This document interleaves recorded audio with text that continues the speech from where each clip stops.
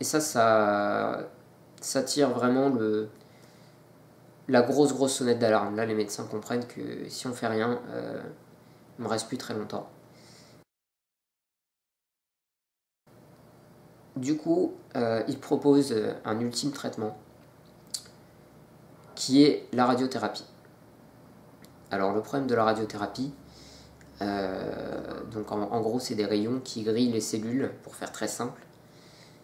Sauf que la radiothérapie, elle ne fait pas le tri. C'est-à-dire qu'elle ne va pas tirer que sur la maladie, elle va aussi griller des parties essentielles de mon corps, et donc ça présente un gros risque. Donc là, on est à peu près en 97, pardon. Dans l'année 97, donc on me prescrit 20 séances de radiothérapie qui seront effectuées à l'Institut Curie par le professeur Cosset. Alors la grosse difficulté, comme je l'ai dit, ça a été d'éviter les organes vitaux, puisque malheureusement la maladie elle se trouve là. Et là, il y a le cœur, il y a 2 poumons, il y a la rate, il y a le foie, il y a l'estomac. En gros, il y a tout ce qui est vital, je vous apprends rien. Du coup, ils vont réaliser un exploit. Je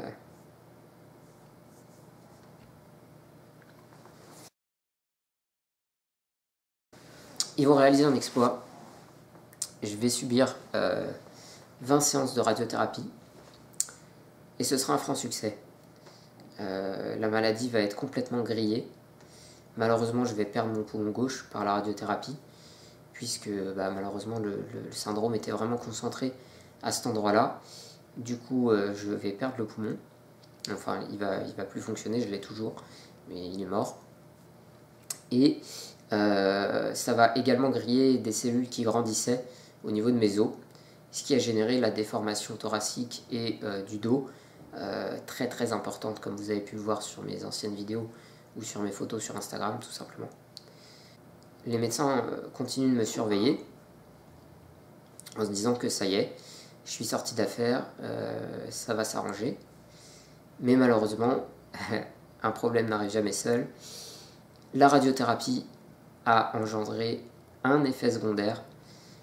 J'ai pas eu de chute de cheveux, j'ai pas eu de vomissement, j'ai pas été malade, rien de tout ça. Malheureusement, la radiothérapie a détruit la totalité des plaquettes présentes dans mon sang.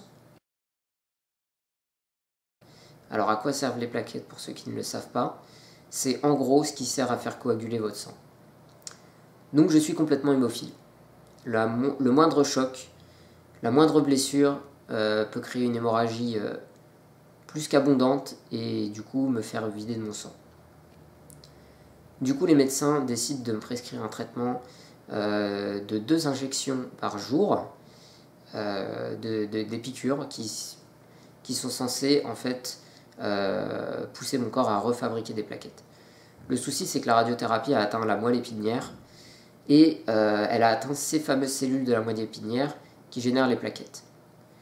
Et malheureusement, dans le monde dans lequel on vit, quelque chose qui est mort, généralement, ça ne revient pas en arrière.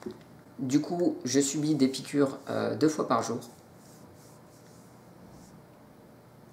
Donc 2 fois par jour. C'est ma mère qui va m'administrer ces injections.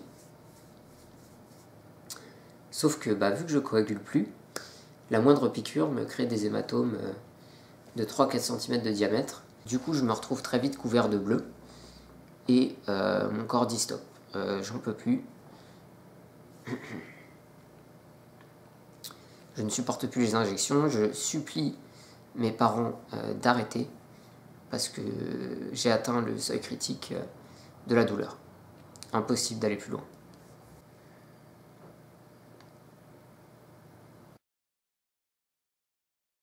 Mes parents se concertent et décident d'arrêter le traitement, puisque malheureusement, il ne fonctionne pas. Au bout de 2 semaines, mes plaquettes ne remontent toujours pas.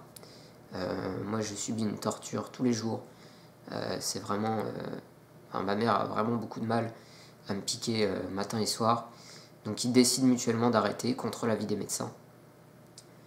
Et je vais être caché des yeux des médecins.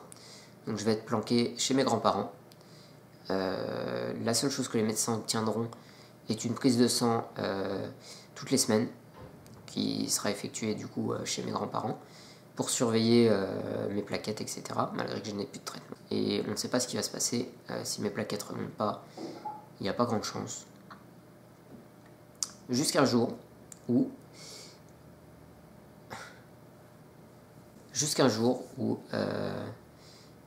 les résultats remontent à l'hôpital et apparemment mes plaquettes sont remontées.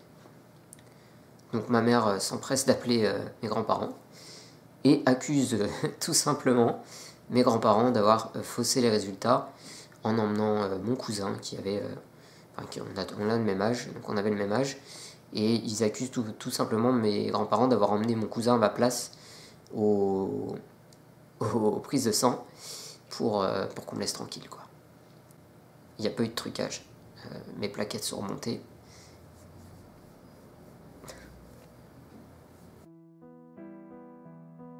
Mes plaquettes sont remontées d'elles-mêmes. On ne sait pas pourquoi. On ne sait pas comment c'est possible. Mais elles sont remontées toutes seules. Du coup, je sors de l'ombre, entre guillemets. Je retourne à l'hôpital pour des examens. Et environ quelques semaines après, je suis officiellement déclaré guéri du syndrome au thorax. La maladie est complètement stoppée depuis environ 1 an. Mes plaquettes sont remontées à l'état normal. Il n'y a plus aucun signe de la maladie. Donc on arrête le traitement de nutrition parentérale.